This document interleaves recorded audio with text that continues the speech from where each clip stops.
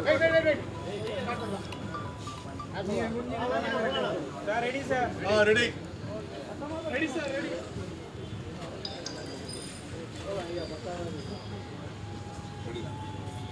போலாமா?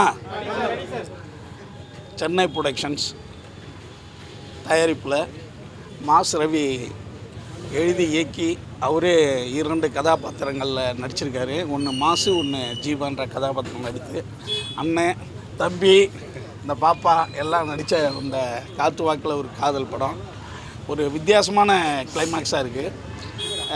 மாஸ் ரவி கிட்டத்தட்ட ஒரு 25 வருடமாக சினிமாவில் ஒரு நடிகராக தன்னுடைய பயணத்தை வந்து கடும் முயற்சியில் இருந்தார். இப்போ அவரே அதாவது தன்னைத்தானே உருவாக்கிக்கிற மாதிரி அவரே ஒரு அண்ணன் ப்ரொடியூசரை பிடிச்சி ஒரு வித்தியாசமான கிளைமாக்ஸ் இருக்கிற ஒரு கதையை ரெடி பண்ணி ஒரு 2 கதாபாத்திரம் ஒவ்வொன்றும் வித்தியாசமாக பண்ணியிருக்கிற அளவுக்கு பண்ணியிருக்காரு. ஒருத்தன் ரொம்ப சாஃப்டானவன் ஜீவா, மாஸ் கேரக்டர் வந்து ரொம்ப பெரிய ஒரு அடிதடி கேரக்டராக இருக்குது. அண்ணனுக்கெலாம் பயங்கர டஃப்பு கொடுத்துருக்கு அண்ணன் தம்பிக்கெலாம். ரொம்ப அதுவும் கிளைமேக்ஸ் ரொம்ப நல்லாயிருக்கு, பாடல்கள் ரொம்ப மெலோடியாக இருக்குது. இதை நல்ல பொருட்செலவில் அண்ணன் எடுத்திருக்காங்க. இதில் அண்ணன் ஒரு முக்கியமான கேரக்டர் பண்ணியிருக்காரு, ரொம்ப நல்லாயிருக்கு. வடசென்னை பேக்ட்ராப்பை பண்ணியிருக்காரு.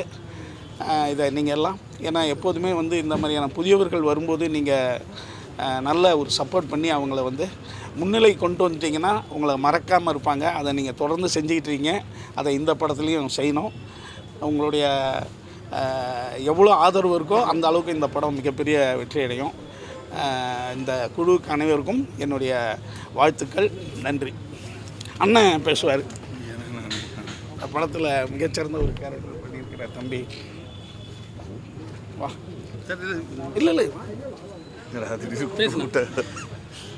எக்ஸ்பீரியன்ஸ் படத்தை எக்ஸ்பீரியன்ஸ் சொல்லுண்ணேன். வணக்கம்ண்ணா. சென்னை ப்ரொடக்ஷன் எழிலன் ரொம்ப எங்களுக்கு வந்து பெரிய சப்போர்ட்டு. இந்த படம் இன்றைக்கி ரிலீஸ் ஆகுது, இன்றைக்கி ப்ரெஸ் மீட் வந்து வச்சுருக்காங்கன்னா ரொம்ப சந்தோஷமான விஷயம். இதுக்கு எல்லாமே காரணம் எழிலண்ணன் தான். இது எங்களை நாங்களே செதுக்கிக்கிறதுக்கான படம் தான் இது. எங்களுக்கான பிளாட்ஃபார்மில் நாங்களே உருவாக்கணும் அப்படின்னு சொல்லுவாங்க இல்லையா, யாராவது ஒருத்தர் கொடுப்பாங்க, அதில் நாங்கள் நிற்போம், வளர்ந்து வருவோம். ஸோ ரவி அந்த இடத்துல வந்து தன்னை தானே செதுக்கிட்டார். சிவானா சொன்ன மாதிரி தான் ரொம்ப நல்லா வந்திருக்குது படம். ரொம்ப சந்தோஷமாக இருக்குது எங்களுக்கு எல்லாருக்குமே. ரொம்ப ஜாலியாக பண்ண படம் தான் இது. நல்ல ஸ்க்ரீன் ப்ளே. படம் பார்த்தவங்களுக்கு எல்லாருக்கும் தெரியும். இதை கொண்டு போய் சேர்க்க வேண்டியது உங்களுடைய பொறுப்பு. ஏன்னா எங்களுக்கு அடுத்த பிளாட்ஃபார்ம் நீங்கள் தான். உங்களை நான் ரொம்ப நம்புகிறோம் நாங்கள். ஸோ எல்லாத்துக்கும் நன்றி, தேங்க்யூ. எல்லாருக்கும் வணக்கம். ஃபஸ்ட்டு எழில் சாருக்கு ரொம்ப thanks. And mass Ravi brother, அவர் இந்த படத்தில் வந்து ஒரு ஸ்கெட்ச்லேருந்தே பிரதர் எனக்கு தெரியும், ஒரு நடிகராக தெரியும், அவர் இயக்குனராகவும் இல்லை ரொம்ப சூப்பராகவே பண்ணியிருக்காரு. எனக்கு கிளைமேக்ஸ் ரொம்பவே இம்ப்ரெஸ் ஆகிடுச்சு. சாங் எல்லாமே ரொம்ப சூப்பராக இருந்துச்சு.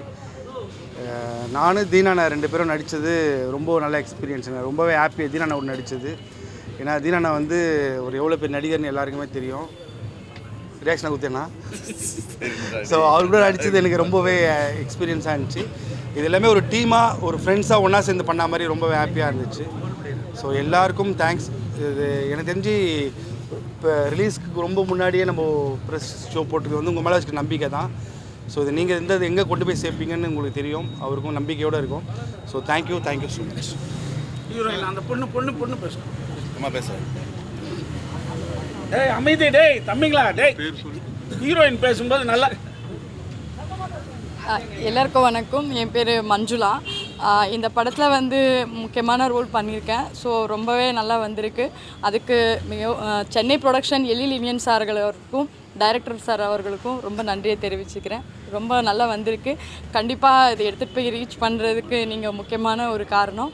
எல்லாருக்கும் ஒரு பிடிச்ச படமாக இருக்கும். நன்றி.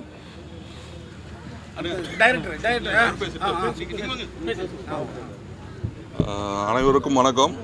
என் பேர் மேனக்ஷா, அதாவது சில்ஸ் மேனக்ஷான்னுவாங்க. நான் இந்த திரைப்படத்துறையில் வந்து ஒரு 50 படங்களுக்கு மேலே புகைப்பட கலைஞராக ஒர்க் பண்ணியிருக்கேன். இதே இடத்துல முன்னாடி ஒரு படத்துக்கு நான் கொடுத்துருக்கேன். இவர் நம்ம தம்பி மாஸ் ரவி வந்து எனக்கு பல வருடமாக பழக்கம். அவர் இயக்குனராகவும் இதில் வந்து ஒரு அறிமுக நடிகராகவும் வந்திருக்காரு. எனக்கு இந்த படத்தில் வந்து கர்ணான்ற ஒரு கேரக்டர் கொடுத்தாரு. ஸோ அதுக்கு நன்றி கடன் பட்டிருக்கேன் நான் தம்பி ஒரு மாஸ் ரவிக்கும் எழில் சாருக்கும் தயாரிப்பாளருக்கும் மற்றும் கேமராமேன் ராஜதுரைக்கும். மேலும் வந்து நான் உங்களில் ஒருவன் தான். ஸோ நாங்கள்லாம் ஒரு புது முயற்சியாக தான் இந்த விஷயங்கள்லாம் பண்ணிகிட்ருக்கோம். இந்த படத்தை வந்து நீங்கள் மக்களிடம் எடுத்துகிட்டு போய் சேர்க்க வேண்டியது உங்களோட கடமைலாம். அதாவது என்னோடய ஆசை அது நீங்கள் தான் சேர்க்கணும். அதே மாதிரி மக்கள் வந்து இதை அது நேரடியாக திரைப்பட இதில் வந்து தியேட்டரில் வந்து பார்க்குறதுக்கு உண்டான அத்தனை விஷயங்கள் நீங்கள் தான் எடுத்துகிட்டு போகணும். ஏன்னா இன்றைக்கி இருக்கிற அந்த ஓடிடி அதெல்லாம் இருக்குது. ஸோ அதெல்லாம் திருட்டு இது இல்லாமல் நேரடியாக பார்க்குறதுக்கு உண்டான தூண்டுறதில் நீங்கள் தான் கொடுக்கணும் இந்த படத்தை பற்றி எடுத்து சொல்லி. அனைவருக்கும் வணக்கம், நன்றி.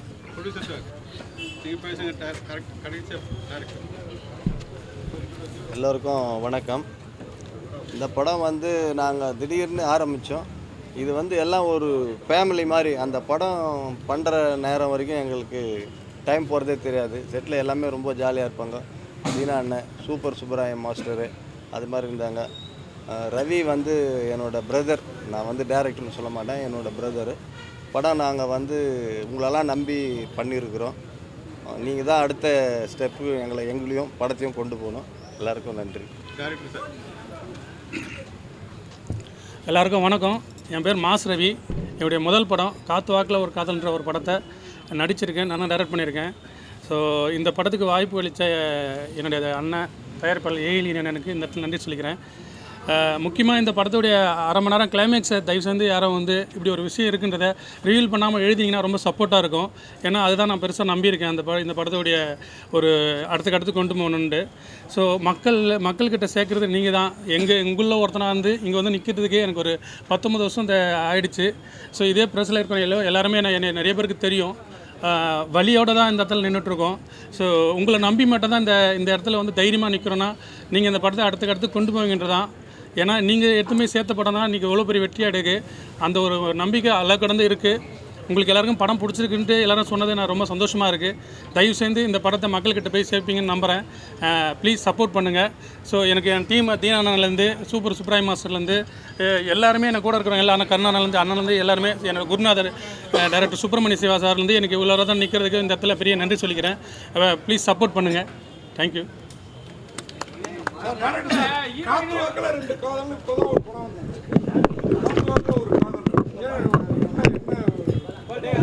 பழைய படத்தை இப்போ டைட்டில் வைக்கிறது ஓகே.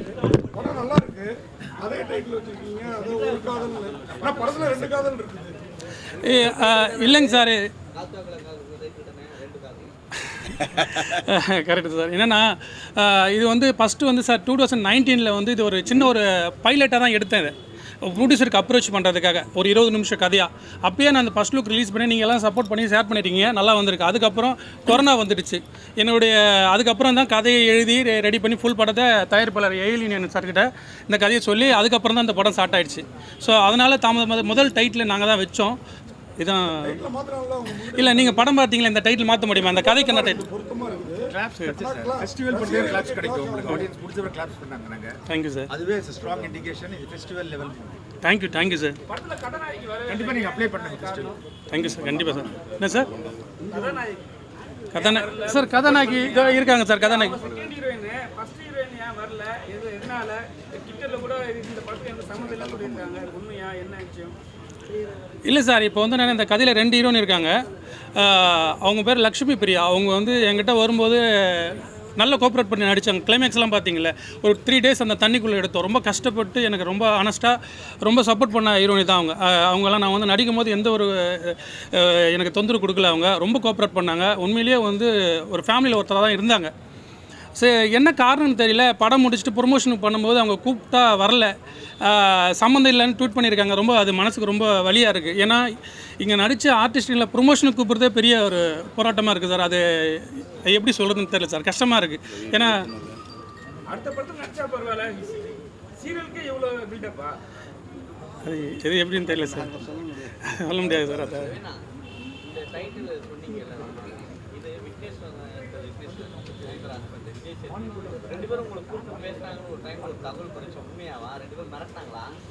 ஐயோ அப்படிலாம் இல்லைங்க.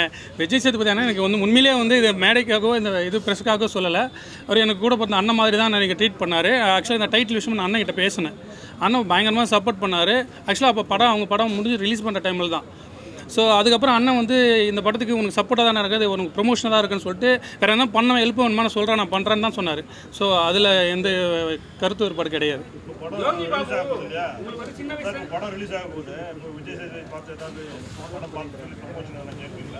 இல்லை சார், முயற்சி பண்ணுறேன் சார். அண்ணன் பிஸியாக இருக்கார். ஆனால் மீட் பண்ணுறதுக்கான முயற்சிகள் பண்ணிகிட்ருக்கேன் சார். கண்டிப்பாக சார் ஆசைப்படுறோம். கண்டிப்பாக நடக்க நினைக்கிறேன் சார். ரொம்ப நாளாக உங்களுக்கு பழக்கம். இந்த படத்துக்கு வந்து ப்ரமோஷனாக சொல்ல மாட்டாரு. இந்த படத்துக்கு சொன்ன என்ன காரணம்? ரைட்டா? இல்லை சார், நான் அண்ணன் யோகி பாபு அண்ணனுக்கு இந்த இடத்துல மிகப்பெரிய நன்றி சொல்லிக்கிறேன் சார். ஏன்னா ஆரம்ப காலகட்டத்திலேருந்து அவர் கூட நான் பயணிச்சிருக்கேன். அந்த நட்பின் பிரகாரம் தம்பிக்கு வந்து உதவணுன்ற ஒரு எண்ணத்தால் தான் எனக்கு இந்த படத்துடைய ஃபஸ்ட்டு சிங்கிள்லேருந்து இப்போ படத்துக்கு ரிலீஸுக்கு ப்ரோமோ வரைக்கும் பைட்ஸ்லேருந்து எல்லாமே சப்போர்ட் பண்ணுறாரு சார். இப்போ கூட ஒரு 2 டேஸ்க்கு முன்னாடி பேசினார். படம் தேட்டரில் பார்த்துறேன், ஹைதராபாத்தில் ஷூட்டில் இருக்கேன், கண்டிப்பாக ரவி பார்த்துட்டு உனக்கு நான் அதை பற்றி நான் பேசலாம் அப்படின்னு சொல்லியிருக்காரு. ஸோ அதை தான் சார், ஒரு அண்ணன் தம்பி உறவு தான். வந்துப்பா சைடு போயினே இருக்கார்ல. ஏய்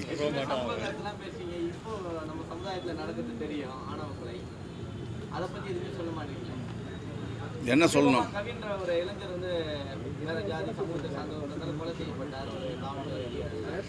இல்லை, இந்த கருத்தை வெறும் சினிமா நடிகர்கள்கிட்ட மட்டுமே கேட்குறது நிறுத்திட்டு IAS IPS இந்த நாட்டை ஆள்ற முதலமைச்சர், துணை முதலமைச்சர், இன்னும் அதிகாரிங்க, இன்னும் அரசியல்வாதிங்க அவங்கக்கிட்ட கேளுங்க. சினிமா நடிகர்கிட்ட என்ன இருக்குது?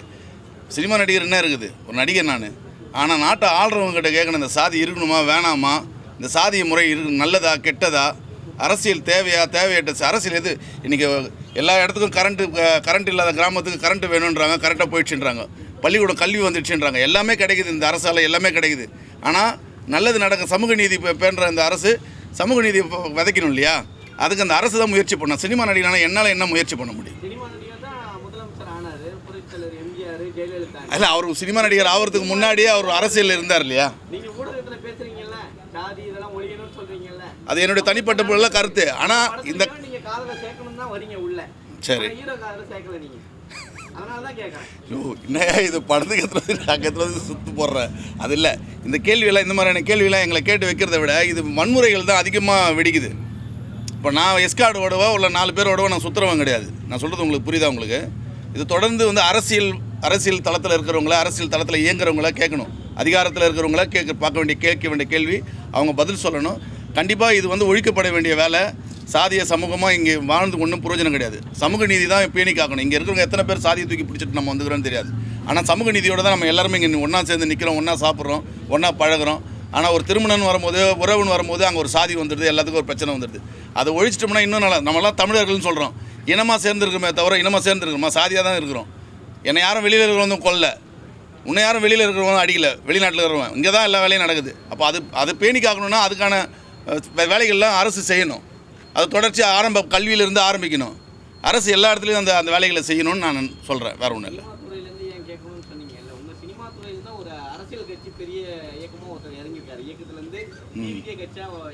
ஆமாம், அவர் கேள்வி கேட்கலாம், அவர் வந்து பதில் சொல்லணும். அவன் கண்டிப்பாக அவருக்கான பொறுப்பு இருக்குது. அவர் வந்து இந்த ஆணவ படுகொலைக்கு வந்து பதில் சொல்லணும். சொல்லாமல் இருக்கிறது அது அரசு தான். நீங்கள் கேள்வி கேட்கணும், என்ன கேள்வி கேட்டேன் நானும் வந்து உட்கார்றேன். சப்போர்ட் என்னது எனக்கு சரி புரியல. ஆணவ கொலை படத்துல நீங்க பார்த்தீங்கன்னா காதலரை வந்து ஈஸியாக வந்து அபியூஸ் பண்ணிடுறாங்க. சரிங்களா? அதுக்காக தான் இந்த கேள்விகள்லாம் வருது. இந்த படத்தில் இருக்கனால தான் இந்த கேட்குறமே உங்களை. இது சாதி ஆணவ கொலையாது? ஆமாம், இது ஏமாத்துறாங்களா பெண்களை? யார் ஏமாத்துறது? நீங்களே படம் பார்த்துருப்பீங்க. அவர் இன்னும் 1/2 hour ரிவீல் பண்ண வேணான்ட்டாரு. பண்ணனா பண்ணிடலாம். சொல்லுங்க சார். நீங்கள் கல்லூரி வினோத் எல்லாரும் இந்த படத்துக்கு கொஞ்சம் அதிக முக்கியத்துவம் கொடுத்து நீங்கள் 2 பேர் நடிச்சிருக்க மாதிரி தெரியுது. தொழிலாளி சார், என் கூட வேலை செய்கிற தொழிலாளி சார், என் தம்பி சார். நாங்கள்லாம் ஒரே பிளாட்ஃபார்மில் வேலை செய்கிறோம். உங்களை மாதிரி தான் அந்த டீ கடையில் உட்காந்து டீ சாப்பிட்டு ஃபோட்டோ எடுத்துன்னு வாய்ப்பு தேடின பையன் சார் நான். 30 வருஷம் இது சினிமாவில் வந்து இன்னும் இது. அப்போ அந்த வேலை என் கூட இன்னொருத்தர் ஒரு இடத்துக்கு போகிறாருல, அதுக்கு நான் சப்போர்ட் பண்ணல. அது என் கடமை இல்லையா சார்? அதிகமாக வேலை செஞ்சு தானே சார் ஆகணும். படத்தில் வந்து ஃபஸ்ட்டு அப்போ வந்து கிழிஞ்சி துணி போட்டு போட்டிருப்பாங்க. செகண்ட் ஹாஃப் வந்து ஃபுல்லாக கலகலா ஜிகு ஜிகுன்னு ஃபர்ஸ்ட் டைம் பார்க்குறோம். போட்டு எப்படி இருந்தது? இந்த இவர் தான் சார் கேட்கணும் அதெல்லாம். அதையும் அவர் தான் போட்டு வச்சார், இதையும் அவர் தான் போட்டு வச்சார், வேற நான் போடல. ஆமாம் ஓகே தான். அதோ டேரக்டர் சொல்கிறத நான் பண்ணிட்டேன். உனக்கு ஓகேவா? நீ தான் சொல்லணும். நான் ஓகேவாடா நான் சொல்ல முடியுமா? நான் வேலை தான் செஞ்சுருக்கிறேன். அதை பார்த்துட்டு நீ தான் சொல்லணும் நல்லா இருக்குதா நல்லா. டிராவல் பண்ணி எப்படி இருந்தது? படம் ஃபுல்லாக ஒவ்வொரு டிராவல் அவர் தான் புத்தி பற்றியே சொல்லுவார். இதுக்கு போனால் விஷயம் நல்லா தான் இருக்கும், நம்ம முன்னேறலான்ட்டு. நல்லா தான் இருந்தது. அவர் ஒரு விஷயத்த சொல்கிறாரு, நம்ம கேட்குறோம். அவர் டேரக்டராக ஒரு விஷயம் சொல்லும் போது கேட்குறோம். தப்பு ரைட் இருக்கும்போது அவர்கிட்ட எடுத்து சொல்கிறேன். படத்தில் கூட நிறைய தவறுகள் இருந்தால் நான் நேராக போய் சொல்லுவேன், இது தப்பாக இருக்குது ரவியை கொஞ்சம் மாற்றிக்கலாம் அப்படின்னு சொல்லுவேன். தப்பாக இல்லைன்னா அதையும் நான் இது பண்ணிக்குவேன், பேசிக்குவேன். ஆமாம் எழுதுண்ணே. இல்லை சார் எனக்கு வந்து என்னென்னா அந்த கேரக்டர் வந்து மாரிமுத்து சார் இருக்கார்ல, அவரை நடிக்க வைக்கலான்ட்டு தான் பேச்சுவார்த்தை அப்போ பண்ணியிருந்தது. அந்த டைமில் கொஞ்சம் தவறுன நாளில் தான் ஷூட் போனது. அப்போ வந்து எனக்கு வந்து நான் தான் கம்பல் பண்ணி நடிக்க வச்சேன். அவருக்கு விருப்பமே இல்லை. நல்லா நடிச்சிருக்காரு, நீங்கள் பார்த்துருப்பீங்க, நல்லா வந்திருக்காரு.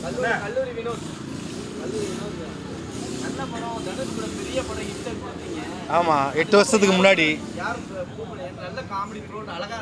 ஆமாம் ஆமாம் தேங்க்யூ. நான்லாம் எதுவும் நிறுத்தலை, அதுவாக அப்படி இருக்குது. நான் பண்ணிட்டு தான் இருக்கேன் அந்த படங்கள். ஏன்னா காமெடி படங்கள் பண்ணுறத நான் அயோத்தி பண்ணேன். ஸோ கேரக்டராக எனக்கு ஒரு ஆஸ் ஆக்டராக காமெடி மட்டும் இல்லாமல் எல்லா ரோலுமே பண்ணணும் அப்படின்னு சொல்லிட்டு தான் ஆசை. ஸோ இப்போது நெக்ஸ்ட் லைனப்பும் இருக்குது.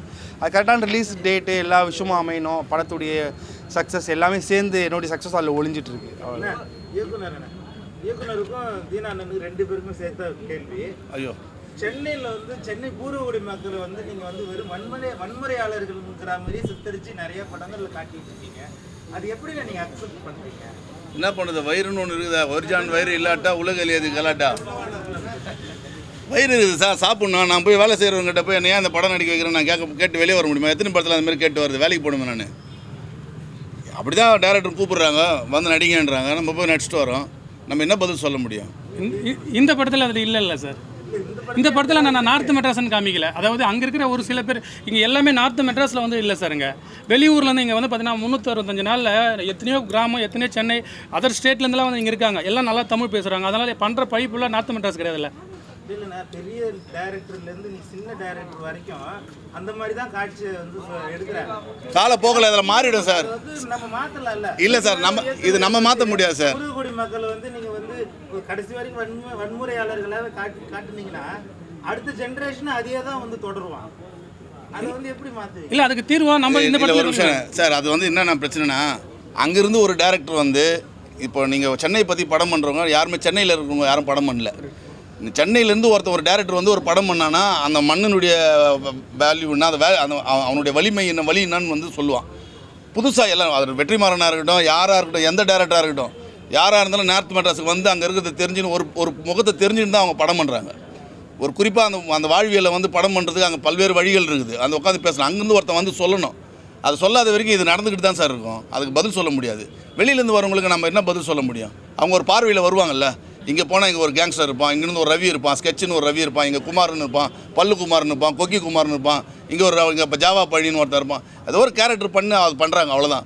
இங்கே ஒரு டேரக்டர் யாராவது ஒருத்தர் புதுசாக அந்த மண்ணில் பிறந்தவங்க வந்து அந்த ஊர் வேறு மாதிரியா சொன்னால் புரியும். அது வரைக்கும் புரியாது. நாங்கள் எழுத தயாராக தான் இருக்கிறோம். அதெல்லாம் அவங்க வந்து விட்டுருவாங்களா? அதெல்லாம் ரொம்ப நாளாக அதெல்லாம் முடியாது.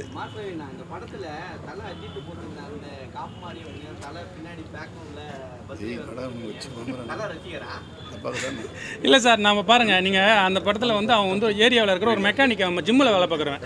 அது கொஞ்சம் நல்லா இருக்குன்றதுக்கு இந்த அப்படி பண்ணது இந்த டூல்ஸ் இருக்குல்ல, டூல்ஸை போட்டால் நல்லா இருக்குன்னு போடணும், அவ்வளோதான்.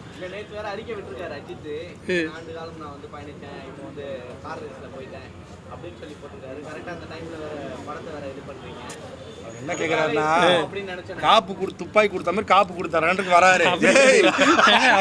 ஐயோ பாலா, யாரோ அதான சிரிச்சிருவாங்க. Okay, thank you so much. நல்லா இருப்படா பாலா. பாலண்ணா சிலேடி இல்லை. வாணே இப்படி வாணே.